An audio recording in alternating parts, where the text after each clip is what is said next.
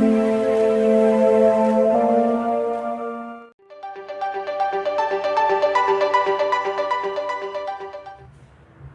बच्चों, नमस्कार सभी को।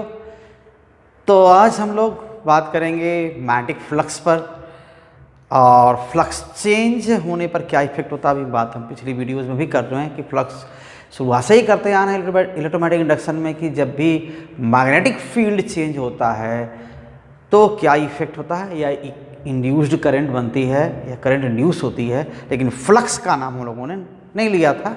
लेकिन आज मैग्नेटिक फ्लक्स का चेंज या मैग्नेटिक फ्लक्स के बारे में बात करेंगे। और मैग्नेटिक फ्लक्स तो मैग्नेटिक फील्ड में चेंज होना और मैग्नेटिक फ्लक्स में चेंज होना, क्या ये दोनों अलग बातें हैं? ये चीज़ हम थोड़ा सा में देखेंगे और थोड़ा डिस्टिंग्विश करने की कोशिश करेंगे। तो जो फ्लक्स पहले आप पढ़ लिए हैं, इलेक्ट्रिक फ्लक्स के बारे में तो पढ़े हुए हैं, वैसा ही मैग्नेटिक फ्लक्स भी है। फ्लक्स क्या होता है? फ्लक्स एक मेजर आप किस चीज़ का होता है? एक तरह से फ्लो का होता है, रेट ऑफ फ्लो के टाइप की चीज़ कोई होती है। So it sounds like rate of flow. Okay, so flux of any flowing thing.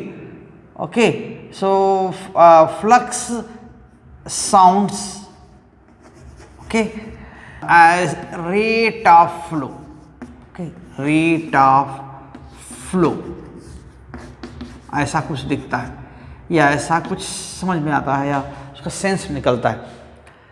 तो कोई फ्लो हो रहा है, जैसे मान ली हवा ले रहे हैं या हवा बह रही है, ठीक है, तो आपके चेहरे पर आ रही है, थोड़ी सी आप महसूस कर रहे हैं, या फैन के नीचे हैं तो थोड़ा सा महसूस कर रहे हैं किसको?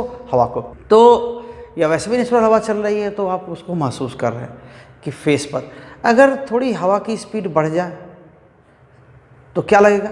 आपको लगेगा कि हाँ अब ज़्यादा हवा आ रही है। आपका फेस का एरिया तो वही है, लेकिन क्या बोलते हैं कि हवा थोड़ी सी ज़्यादा आने लगी।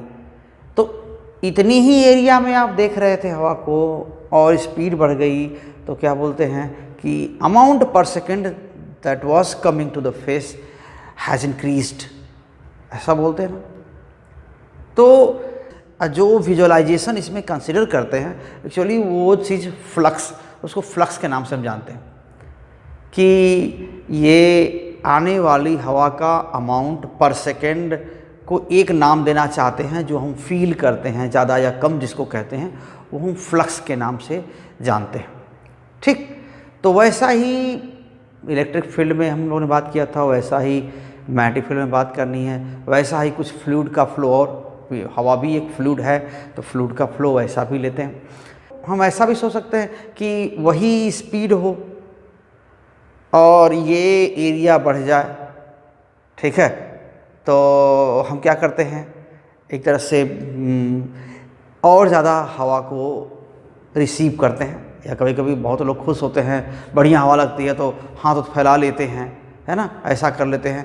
तो एक उसके पीछे जो कॉमन सा जुड़ा हुआ सेंस है कि हम और उस आती हुई हवा को जो प्लेजेंट लग रही है उसके और उसको और ज़्यादा एंजॉय करने के लिए हम उसको और समेटना चाहते हैं, कि और ज़्यादा हवा का एक्सपीरियंस करना चाहते हैं। तो कुछ वही समझ लीजिए कि हम एक आती हुई हवा को प्लेजेंट है तो उसको क्या करते हैं, अगर उतनी ही स्पीड नहीं बढ़ रही है तो भी हम हाथ फैला के या थोड़े से बॉडी चौड़ी करके क्या करना चाहते हैं, और ज़्यादा अमाउंट को कवर करना चाहते हैं कि ज़्यादा से ज़्यादा हवा हमारी ओर आ जाए।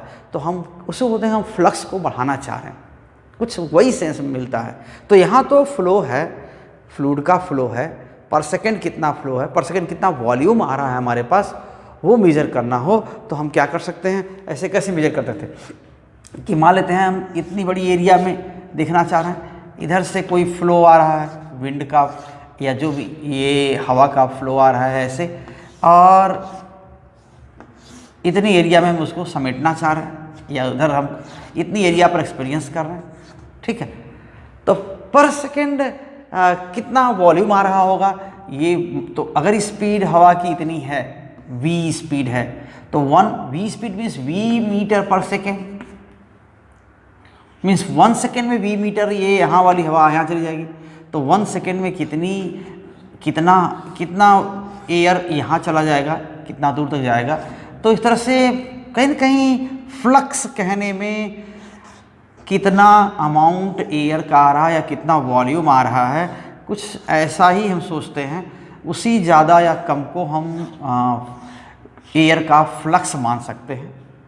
वैसे ही आँच लगती है तो ठीक है ना, कोई कहीं आग जल रही हो तो आँच लगती है, तो हम अगर या तो जो एरिया है हम ऐसे हाथ कर रहे हैं और जो एरिया है उसमें पर सेकंड ज़्यादा आने लगे, यानी ब्राइटनेस बढ़ जाए उसकी, तो भी ये बढ़ जाता, तो कहते हैं कि हाँ आँच बढ़ गई, गर्मी बढ़ गई। तो क्या करते हैं, इसको हम हीट का फ्लक्स, उसको या रेडिएशन का फ्लक्स क्या होता है, हीट रेडिएशन है वो ज़्यादा मिलने लगता है, इंटेंस हो जाता है, ब्राइट हो जाता है, लेकिन एरिया वही रहता है। ठीक है, तो हम उसको और ज़्यादा लेने की कोशिश करते हैं। तो क्या करते हैं, तो हम उसको ज़्यादा लेने की कोशिश में दोनों हाथ ऐसे कर लेते हैं, ठीक, और नहीं तो हाथ घुमा के ऐसा ऐसा कर लेते हैं, ठीक है ना। और नहीं तो अगर ज़्यादा ठंड हो रही है और आँच बहुत ज़्यादा नहीं है तो पूरा आग के पास और पहुँच जाते हैं कि थोड़ी इंटेंसिटी क्या हो जाए, चारों ओर बढ़ जाए, तो हमारा एरिया वही रहे लेकिन इंटेंसिटी बढ़ जाए, तो क्या हो जाए, हम ज़्यादा हीट कलेक्ट कर सकें। तो ये जो एक्सेप्टेंस है अमाउंट पर सेकेंड का, वो हम उसको फ्लक्स के नाम से जानते हैं। तो एनालॉजी वही लेते हैं, उसी एनालॉजी को हम यहाँ पर कुछ वैसा ही, कोई डायरेक्शन है चलने का, हीट का आने का या हवा के आने का, ऐसे डायरेक्शन है, ठीक है ना, इधर की ओर, तो उसमें एक फ़्लो का सेंस है, ठीक। तो उसके फ्लक्स को हम कैसे लिखते हैं, यही है कि ये एरिया था डेल्टा एस और क्या है ये वी है, तो जो फ्लक्स है इसका, ठीक है, इतना पर सेकेंड, ये एयर, इतना एयर पर सेकेंड आ गई ना यहाँ से यहाँ तक की, तो जो फ्लक्स है फ्लूइड का यहाँ पर एयर, ठीक है ना, is running how much speed, okay, with how much speed, with speed, okay, with speed v metre per second, okay, ऐसा। तो ये v मीटर पर सेकेंड, तो इसका मतलब क्या हुआ कि 1 सेकेंड में यहाँ से यहाँ चली जाएगी। सो अमाउंट ऑफ फ्लो और वॉल्यूम दैट फ्लोज पर सेकेंड और rate of flow of volume of fluid, okay, so rate of flow of volume of fluid, this is how much, 1 second में कितना गया, ये पूरा वॉल्यूम, तो डेल्टा एस इंटू वी, कुछ ऐसा दिख रहा है, या हम क्या लिखते हैं, वी डेल्टा एस। अगर ये इस तरह का फ्लो के परपेंडिकुलर एरिया है, तो ये पूरी एरिया फ्लो के परपेंडिकुलर है, तो एरिया थोड़ा सा, ये जो सरफेस है, तो सरफेस अगर ऐसे फ्लो हो रहा है या इधर से ऐसे फ्लो हो रहा है, मेरी ओर फ्लो हो रहा है, और ये क्या है, फ्लो के परपेंडिकुलर सरफेस है, तो पूरे सरफेस में ऐसे राइट शेप बनेगा ना, ये जो शेप बना हुआ है क्या राइट शेप बनेगा अगर ये परपेंडिकुलर फ्लो है तो। लेकिन अगर यही ऐसा तिरछा कर दो क्या हो जाएगा, जो ये वाला चीज़ थोड़ा नीचे गया और ये वाला चीज़ क्या तो ऊपर आया, तो ये एज थोड़ा ऐसे नीचे गया, ये एज थोड़ा ऊपर आया, तो कुछ तो ऊपर की हवा ऐसे निकल जाएगी इधर से, कुछ जो नीचे यहाँ तक था वो नीचे निकल जाएगी, तो यहाँ से कम पास होगी, इसमें से कम हवा पास होगी, तो इस एरिया में से पास होने वाली हवा कम हो गई, यानी कहते हैं कि फ्लक्स, इस सरफेस से फ्लक्स कम हो गया, ठीक है, इस सरफेस से कम हो गया। ऐसे था तो क्या था, इसी सरफेस में पूरा यहाँ से ये फ्लूइड जा रहा था, इस पूरे एरिया में से फ्लूइड जा रहा था और ये फ्लो के परपेंडिकुलर था, ठीक है, और तो इसको हम फ्लूइड का फ्लक्स ऐसा लिखते थे v इंटू डेल्टा एस। लेकिन अभी जब ये ऐसा तिरछा हो गया इधर, तो क्या हुआ, अब तो जितना पहले जा रहा था इसमें से अब तो नहीं जा रहा है, अब क्या हो गया, कुछ ऊपर से और पास हो गया, कुछ नीचे से पास हो गया, कुछ बीच में से अभी जा रहा है।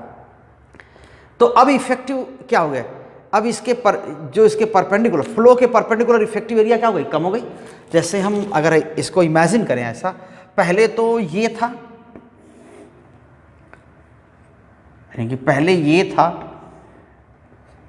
पूरा ऐसे था, ठीक है। तो इसमें से फ्लो हो रहा था, ये फ्लूइड ऐसे जा रहा था,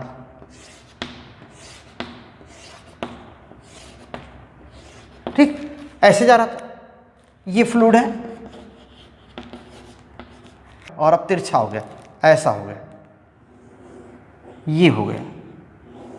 तो अब क्या होगा कि जो ये नीचे का पोर्शन है वो तो निकल लेगा ऐसे, ठीक है। जो ये ऊपर का है ये तो ऊपर से निकल लेगा, दिख रहा है। ये जो ऊपर, जो यहाँ पर इसमें से पास हो रहा था, ये ऐसे ऊपर से निकल लेगा, ठीक। और ये देखिए, ये यहाँ से ऐसे ही निकल लेगा, ठीक। ये जो नीचे था वो लगभग यहाँ से, जो यहाँ से पास हो रहा था, हमने थोड़ा नीचे ही बनाया है, लेकिन ऊपर दिख रहा है कि ये कम गया। अब जो इतना ही इसमें से जा रहा है, तो अब कितना इफेक्टिव एरिया कितनी हुई, इफेक्टिव एरिया यही हुई, ये परपेंडिकुलर रख देते, इतना ही बड़ा रखते, छोटा ही रखते, तो भी उतना ही पर सेकेंड फ्लो इधर इसमें से हो करके जाता। तो ये कितना है, ये अगर एरिया डेल्टा एस है, ठीक है, अगर ये एरिया, ये डेल्टा एस है, ये एरिया यही तिरछा हो गया है, ऐसे थोड़ा सा इंक्लाइन हो गया है, तो ये कितना हो गया, कितना एंगल घूम गया, अगर देखा जाए तो ये यहाँ पर था और इतना एंगल घूम गया थीटा। तो ये जो सरफेस है डेल्टा एस कॉस थीटा, इसके इक्वल होगा। मीन्स ये इतनी ही एरिया का यहाँ रख देते, तब ये कुछ फ्लक्स बाहर चला गया, कुछ फ्लूइड बाहर चला गया, तो उसी को बोलते हैं इस सरफेस से फ्लक्स कितना है फ्लूइड का, वो कम हो गया, है ना। इस सरफेस से फ्लूइड का फ्लक्स पहले से कम हो गया। पहले ये पूरा फ्लूइड जा रहा था यहाँ पर, अब थोड़ा सा इसको तिरछा कर दिया, यहाँ ले आ दिया, इसको घुमा के ऐसे कर दिया, है ना। ये यहाँ से यहाँ आ गया, देख रहे, ये यहाँ से ऐसा चलाया इधर, तो जब यहाँ चला आया तो जो इतना फ्लक्स, इतना फ्लूइड क्या हुआ, ऊपर से निकल गया। अब इतना ही इसमें से ऐसे जा रहा है, तो इतना पास होने के लिए अगर परपेंडिकुलर रखते तो छोटी ही एरिया से काम हो जाता। तो ये इफेक्टिव एरिया हो गई डेल्टा एस कॉस थीटा। अगर ये डेल्टा एस है तो वो delta S cos theta, delta S है ना, तो डेल्टा एस कॉस थीटा ये एरिया हुई। तो वही लिखते हैं। तो जहाँ पर अगर ये परपेंडिकुलर नहीं है, अगर ये सरफेस, ठीक है ना, तो ये surface, if surface placed in the flow of fluid, okay, is not perpendicular to the flow। अगर ये फ्लो के परपेंडिकुलर नहीं है, तब क्या लिख सकते हैं, तब क्या देख सकते हैं कि जब फ्लो के परपेंडिकुलर नहीं है, कितना एंगल बनाया, या आप दो तरह से कर सकते हैं, इतना एंगल टर्न कर गया, या एक ही बात है, ये कितना एंगल बना रहा है यहाँ से फ्लो की डायरेक्शन से, थीटा एंगल बना रहा है, वही थीटा, ठीक है, ये नॉर्मल है, ठीक, ये तो ये नॉर्मल है और यहाँ से ये थीटा एंगल बना रहा है। चाहे ये थीटा, ये वाला थीटा लें, चाहे ये थीटा, एक ही थीटा, वही बात है। And normal to the surface, ये क्या करता है, surface makes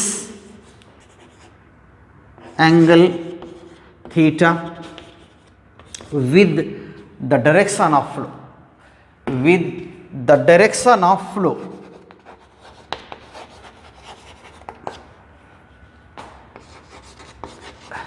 then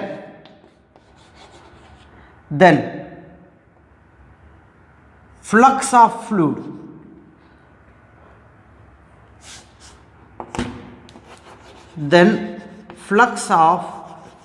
fluid is what? V delta S cos theta.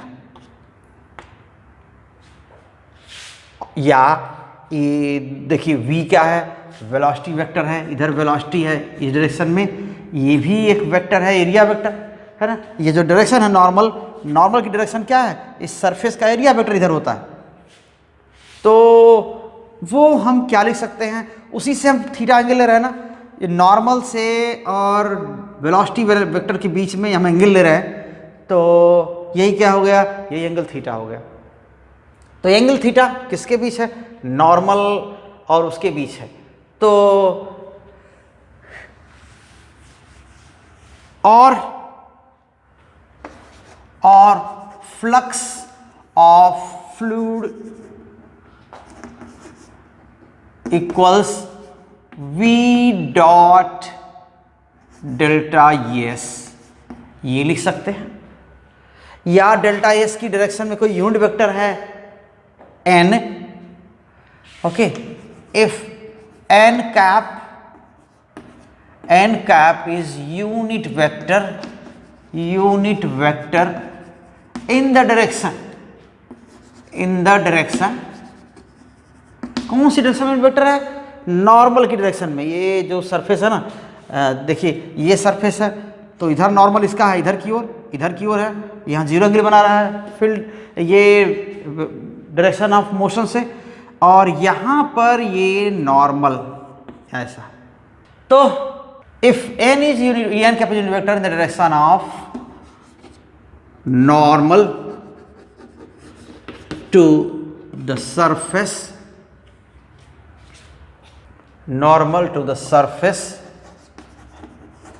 then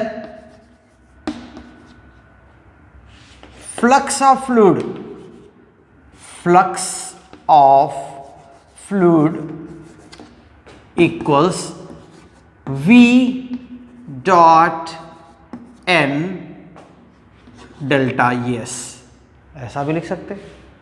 तो याद रखिए इसको, ये फ्लक्स यहाँ उनके टर्म्स में, हाँ, अगर ये थीटा एंगल जीरो है और ये यहाँ पर ऐसे है, यहाँ पर इस कंडीशन में यहाँ नॉर्मल इधर है, यहाँ पर थीटा क्या है? यहाँ थीटा क्या है? जीरो, ऐसे। लेकिन इस कंडीशन में थीटा क्या है? Non zero. तो याद रखिए जनरल कंडीशन हमने रख दिया यहाँ पर, ये, या इसको आप याद रखिए।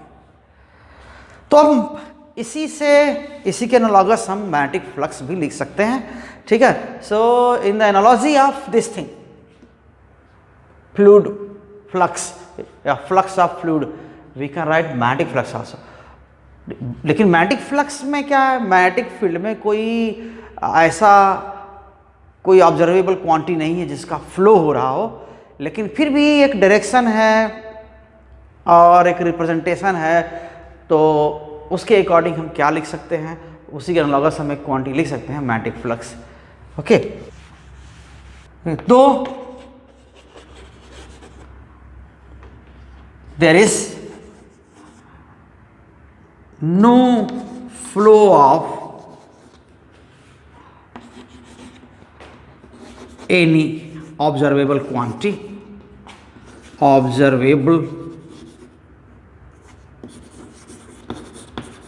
है ना, कुछ ऐसा ऑब्जर्वेबल क्वांटिटी नहीं है in the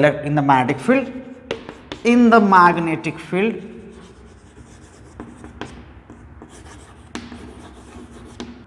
but the field is represented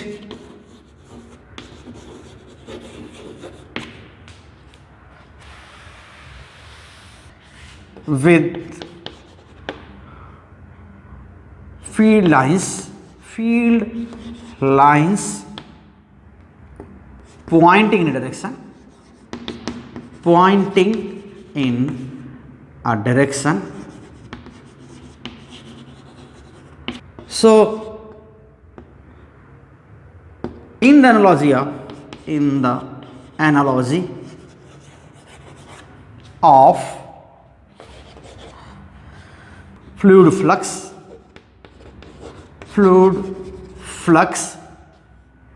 okay, we can express magnetic flux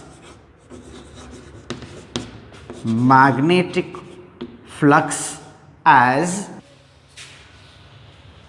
phi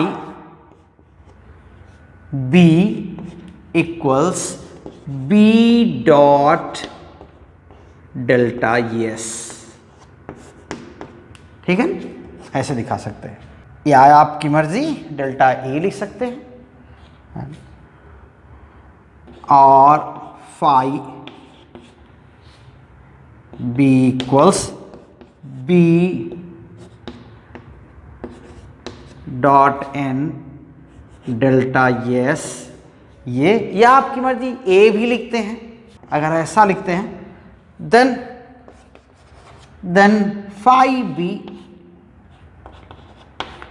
equals B dot E, और ऐसे ही। ये तो तब है जबकि ये एक सरफेस है, उसका एरिया वेक्टर किसी डायरेक्शन में है। अगर ये सरफेस कर्व्ड है तब तो कुछ ऐसा कर्व है, तब तो इधर का एरिया वेक्टर इधर होगा, यहाँ का एरिया वेक्टर इधर होगा, यहाँ का एरिया वेक्टर इधर होगा, इधर का एरिया वेक्टर ऐसे ऊपर होगा, तो ऐसा यहाँ का एरिया वेक्टर इधर होगा। तो अगर ऐसा कर्व है तो एरिया वेक्टर कई पोर्शन के होंगे, तब फिर क्या करेंगे हम? तब ये फ्लक्स कैसे लिख सकते हैं? इसको हम हर पार्ट का फ्लक्स अलग अलग कैलकुलेट करेंगे, एलिमेंटल पार्ट्स लेंगे, उनका फ्लक्स कैलकुलेट करेंगे, और फिर उसके बाद उसको सम कर देंगे सारे फ्लक्स को ओवर द होल सरफेस। तो कैसे लिखेंगे?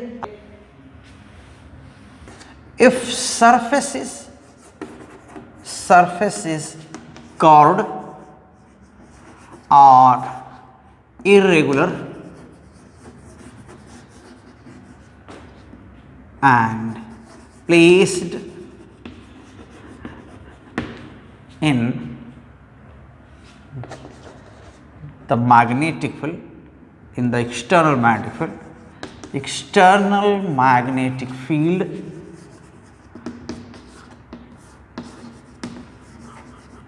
okay, then area vectors of different parts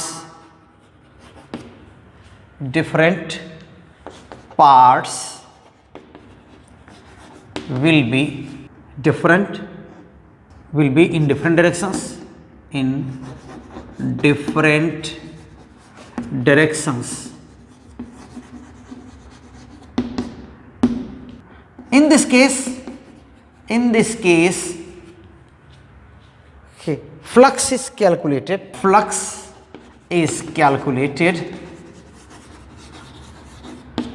through small area elements of the surface,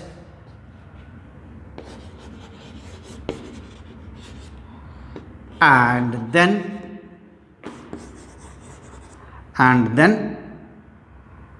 summed over or integrated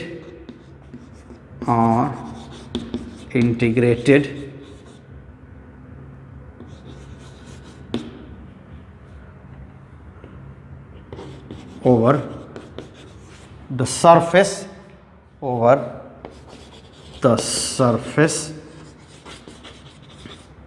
to obtain total flux. Okay, to obtain total flux. तो फिर इसको हम क्या लिखते हैं?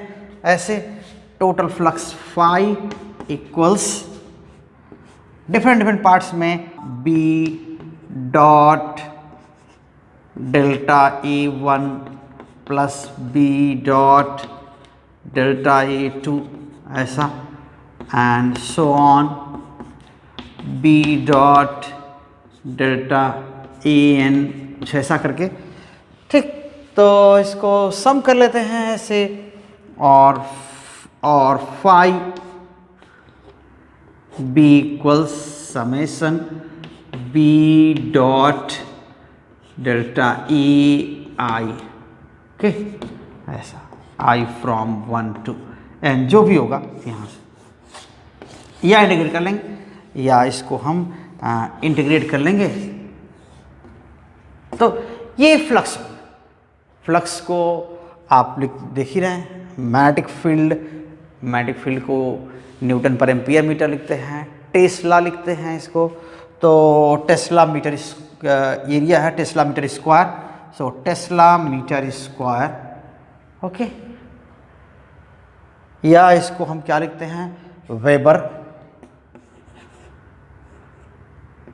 ठीक है, वेबर ऐसे लिखते हैं, ठीक है। तो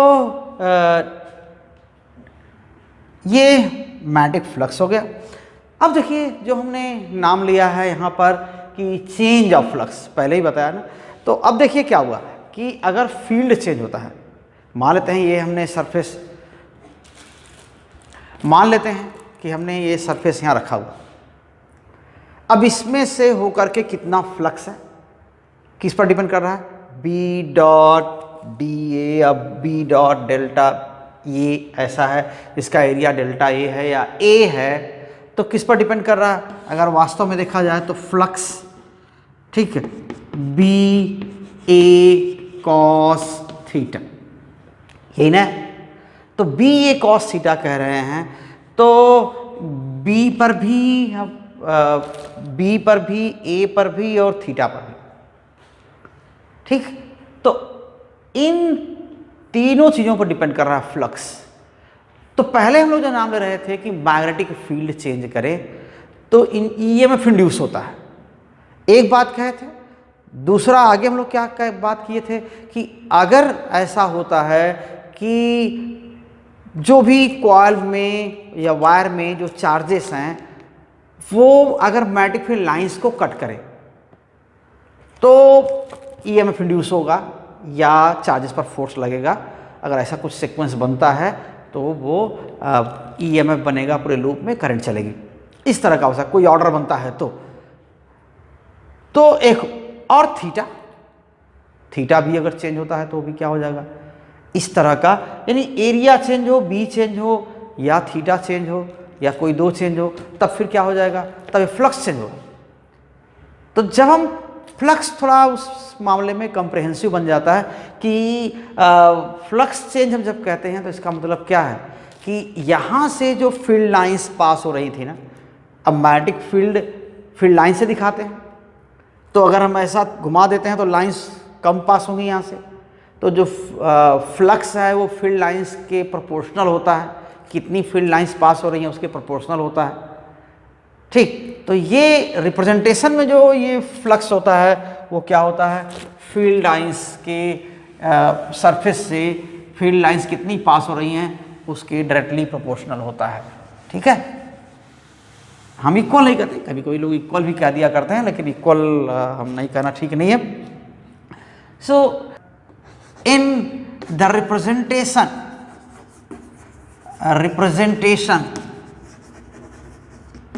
ऑफ फील्ड क्या लिखते हैं, फ्लक्स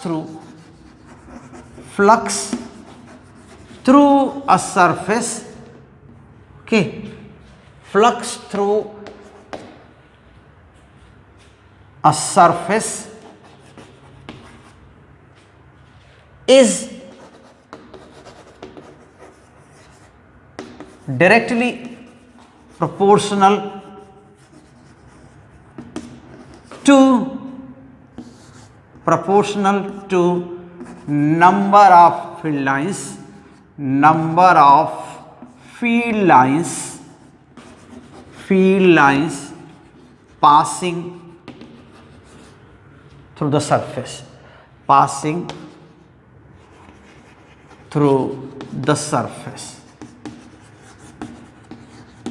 ठीक है, तो ये अगर सरफेस से फील्ड लाइंस पास हो रही, ये नंबर ऑफ लाइंस चेंज होती हैं तो कहेंगे फ्लक्स चेंज हो रहा है।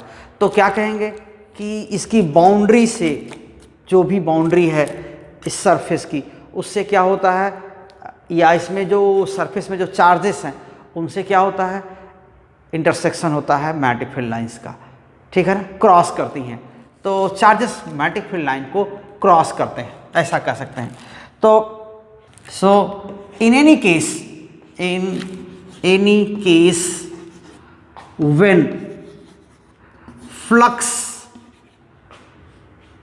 चेंजेस, कौन सा flux, magnetic flux, when flux changes means the number of lines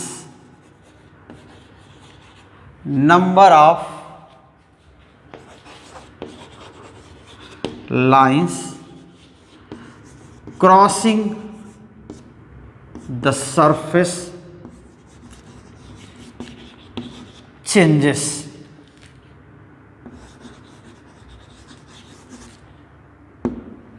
okay, number of line change कर, इसका मतलब क्या होगा कि फील्ड लाइंस यानी चार्जेस सरफेस के, या it means charges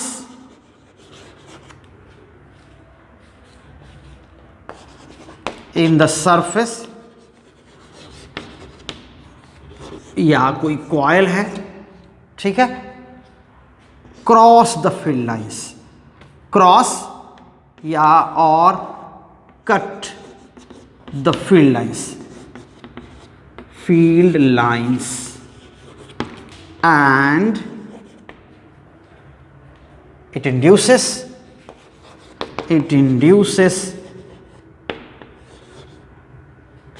EMF or force on magnetic force on charges, magnetic force on charges। यही होगा, पहले भी बता चुके, पहले वीडियोस में बात हो चुकी है कि मैग्नेटिक लाइंस अगर क्रॉस करती हैं फील्ड को, इंटरसेक्शन होता है चार्जेस और फील्ड लाइंस के बीच में, तो ये क्या हो जाएगा, ये आपको मिलेगा, ये केस होगी कि और इस चार्जेस चलने की कोशिश करेंगे, और कुछ ऐसा ऑर्डर या सीक्वेंस बनता है कि चार्ज एक ओर से दूसरे ओर फ्लो कर रहे हैं तो करंट भी बनेगी, और इसको हम बोलेंगे इंड्यूस्ड करंट। तो इसी को हम बोलते हैं, यही नाम लेते हैं। तो ये चेंज ऑफ फ्लक्स कैसे हो सकता है? The change of flux, change of magnetic flux through a coil or surface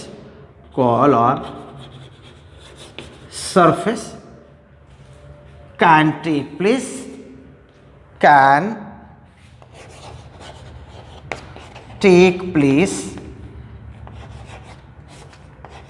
if, कैसे हो सकता है?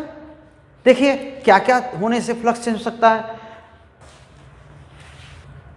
If a flux equals B A cos theta, strength of field change हो जाए। If strength of field changes, strength of field changes, okay, और B क्या हो जाएगा, एरिया ही चेंज हो जाए कॉइल की, मीन्स कॉइल ही छोटी बड़ी हो जाए, शेप बदल जाए। ऐसा हो सकता है कि ऐसा वायर लिया और ये एरिया इसकी ज़्यादा या कम हो रही है, ठीक है, जैसे ये वायर लिया, इसी को क्या कर दिया, ऐसे कर दिया, एरिया बदल गई। इसी को क्या कर दिया, ऐसा स्क्वायर ले लिया, ऐसे कर दिया, तो एरिया बदल सकती है। उधर लेंथ वायर का वही रहेगा, कॉइल वैसा वो रहेगा, शेप बदल दें तो एरिया बदल जाएगी। एरिया और शेप ऑफ कॉइल चेंजेस। ठीक, शेप चेंज हो जाए, एरिया चेंज हो जाएगी। उतना ही बड़ा वायर कोई एरिया अलग हो सकती है। जैसे अभी हम आपको ये दिखा दें कि ये सर्किल जैसा है, ठीक है, इतना बड़ा एरिया दिख रहा है, इसी को हम क्या कर दें, ऐसा कर दें, तो बाउंड्री तो वही है, कॉइल का शेप चेंज हो गया और एरिया बहुत कम हो गई। या इसी को थोड़ा सा क्या कर दें, ऐसा कर दें, ऐसे, इस तरह से, तो एरिया अलग है। यही सर्किल है, ठीक है, ऐसा अगर सर्किल है तो फिर क्या है, ये एरिया अलग है और कॉइल वही है लेकिन एरिया बदल जा रहा है शेप बदलने से। तो ऐसा अगर होगा, कुछ इस तरह हो जाए, टेढ़ा मेढ़ा हो जाए, और देखिए इसमें से वही चीज़ है और ऐसा, ठीक है, तो इस तरह है, तो एरिया बदल गया, ये एरिया बदल गया।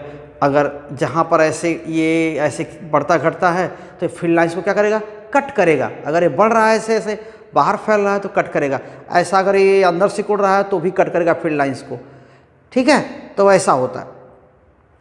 तो ऐसे केस में इसमें करंट इंड्यूस होगी इस लूप में, और वो करंट की डायरेक्शन ऐसी होगी, जैसे पिछली बार देखा था कि वो जिस वजह से इंड्यूस हुई है करंट उसी का अपोज करती है। यानी एक कॉइल को मैग्नेट के पास मूव कराने से इंड्यूस हुआ है तो उसको मूव कराने का अपोज करता है, ठीक है। उसको दूर जाने का अपोज, दूर जाएंगे दूर जाने का अपोज करेगा, पास ले आएंगे तो पास ले आने का अपोज करेगा, करंट की डायरेक्शन रिवर्स हो जाएगी। ऐसा ये ऐसा होता है। तो फिर यहाँ पर तो शेप कर एरिया और शेप ऑफ कॉइल चेंजेस, तो ये हो जाएगा। या सी ओरिएंटेशन, ओरिएंटेशन मतलब कि थीटा ऑफ कॉइल चेंजेस, तो ये चेंज जाएगा। कॉइल या जो भी सरफेस है, कॉइल या सरफेस जो भी है वो उसको कहेंगे surface changes in all above cases. Okay, EMF is induced, ऐसा। तो जब भी EMF इंड्यूस होता है वह क्या होता है, time rate of change of flux के मैग्नेटिक फ्लक्स के इक्वल होता है। ये फैराडे लॉ, यही फैराडे लॉ। तो और जब भी देखेंगे, पहले भी कह रहे थे कि वहाँ पर, और भी हम बात करेंगे लेंज लॉ, जब हम बात करेंगे कि ये नॉर्थ है साउथ, अगर एक कॉइल अगर लेके जा रहे हैं, अगर ऐसे कॉइल है एक, इसको दूर लेके जा रहे हैं तो क्या करता है, अपोज करता है। अपोज करने का मतलब यहाँ साउथ पोल बन जाएगा, यहाँ नॉर्थ पोल बन जाएगा, करंट ऐसी होगी। दूर ले जाते हैं ना तो इसमें से फ्लक्स क्या होता है, कॉइल से जो लिंक्ड फ्लक्स है वो घटता है, दूर ले जाते हैं। तो ये उसी डायरेक्शन में फील्ड को बढ़ा करके, या ये कॉइल, ये फील्ड इसका मैग्नेट का फील्ड इधर था ना, तो यहाँ साउथ बनता है, यहाँ नॉर्थ बनता है, तो कॉइल में करंट ऐसे होती है, इधर की ओर होगी, और उसी डायरेक्शन में करंट को प्रोड्यूस करके या डिक्रीजिंग फ्लक्स को बढ़ाने की कोशिश करता है, यानी मेंटेन करने की कोशिश करता है। तो क्योंकि कॉइल को दूर ले जाने से क्या होता है, मैग्नेट का अपना फ्लक्स था, मैग्नेट की वजह से जो फ्लक्स था कॉइल में, वो क्या हो रहा था, डिक्रीज हो रहा था, वो डिक्रीज हो रहा था। तो ये कॉइल में करंट इंड्यूस होकर के अपने आप उसी डायरेक्शन का फील्ड प्रोड्यूस करता है, ताकि वो कोशिश करे फील्ड को बढ़ाने की, बी बढ़ जाए ऐसा चाहता है। इसलिए इधर यहाँ साउथ है या नॉर्थ है, दूर रह जाते हैं तो यहाँ भी साउथ या नॉर्थ बन जाता है। तो जो इसका इंड्यूस्ड करंट की वजह से फील्ड है वो भी उसी डायरेक्शन में होती है जिस डायरेक्शन में क्या होता है ये। तो अल्टीमेटली वो बढ़ाने की कोशिश करता है फील्ड को। यानी फ्लक्स को दूर जाने से फ्लक्स कम होता है, तो ये फील्ड बढ़ा करके, यानी बी को बढ़ा करके फ्लक्स को मेंटेन करने की कोशिश करता है। तो ये ऐसा देखा जाएगा, वही चीज़ कर रहे हैं, अट्रैक्ट करता है। ये नॉर्थ है साउथ है, इसको अट्रैक्ट करता है। वही चीज़ को, उसी चीज़ को कह रहे हैं कि फ्लक्स डिक्रीज हो रहा है तो उसको बढ़ाने की कोशिश करता है। यानी हर हाल में वो काम कर रहा है जिसकी वजह से खुद इंड्यूस हुआ है। फ्लक्स डिक्रीज होने से ही इंड्यूस हुआ है, और जब इंड्यूस हो गया तो इंड्यूस जो इंड्यूस्ड करंट है वो क्या करता है, फ्लक्स को बढ़ाने की कोशिश करता है, घटते हुए फ्लक्स को मेंटेन करने की कोशिश करता है। तो ये Faraday's law of electromagnetic induction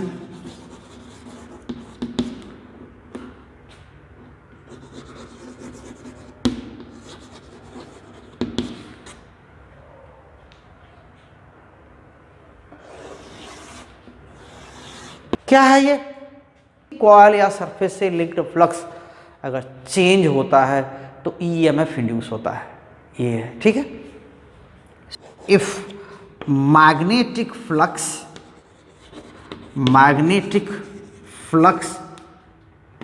linked to a coil or surface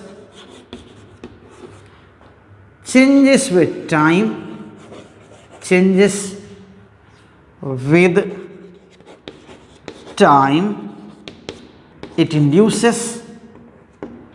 it induces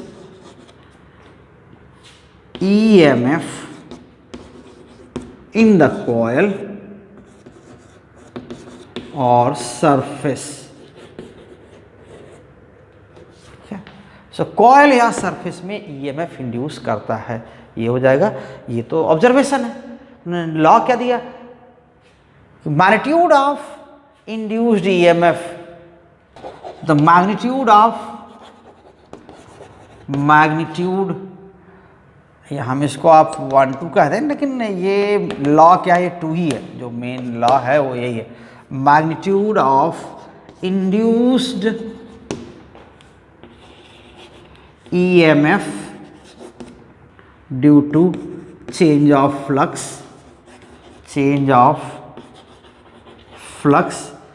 is equal to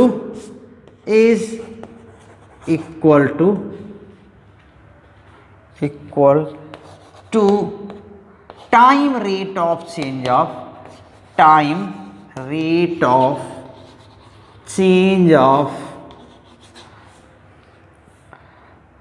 magnetic flux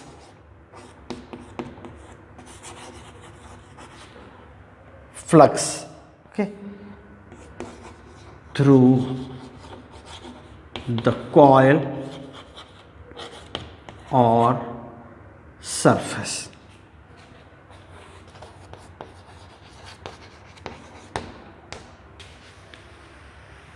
यहां पर जो भी बात कर रहे थे phi equals BA cos theta, तो थीटा कैसे बदलेगा, कॉइल को रोटेट करें, अगर ऐसा होगा ना, तो ऐसे अगर रोटेट करेंगे तो यहाँ पर भी फ्लक्स चेंज होगा। तो एक तो अभी बता रहे थे जो कि फील्ड चेंज हो जाए, वीक हो जाए या स्ट्रांग हो जाए तब इंडक्शन होगा, या एरिया बदल जाए, कॉइल का शेप बदल जाए, या तो फिर ओरिएंटेशन कॉइल का बदल जाए। यही बात कर रहे थे ना, तीनों ओरिएंटेशन मतलब कि थीटा बदल जाए। तो ये तीनों के साथ ये फ्लक्स चेंज होता है और इसका ये इफेक्ट है। तो induced EMF epsilon equals minus d d t of phi B, यही वोल्ट में, ठीक है। नेगेटिव साइन क्या इंडिकेट करता है कि ये जो इंड्यूस होता है ईएमएफ वो खुद ही इसके इंड्यूस होने का या चेंज ऑफ फ्लक्स का अपोज करता है, उसके अपोजिट होता है। So negative sign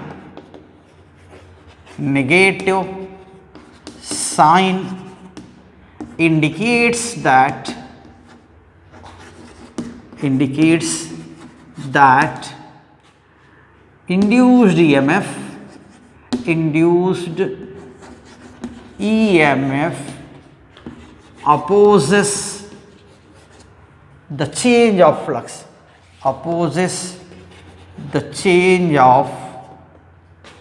flux,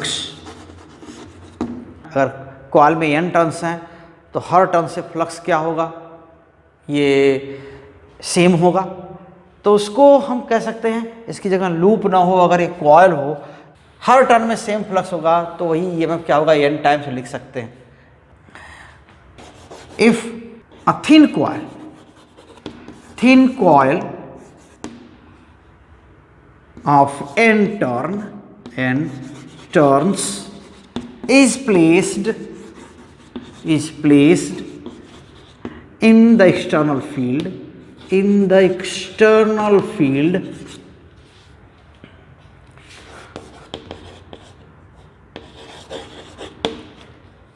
then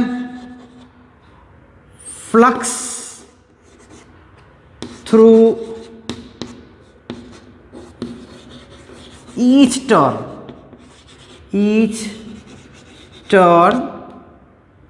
will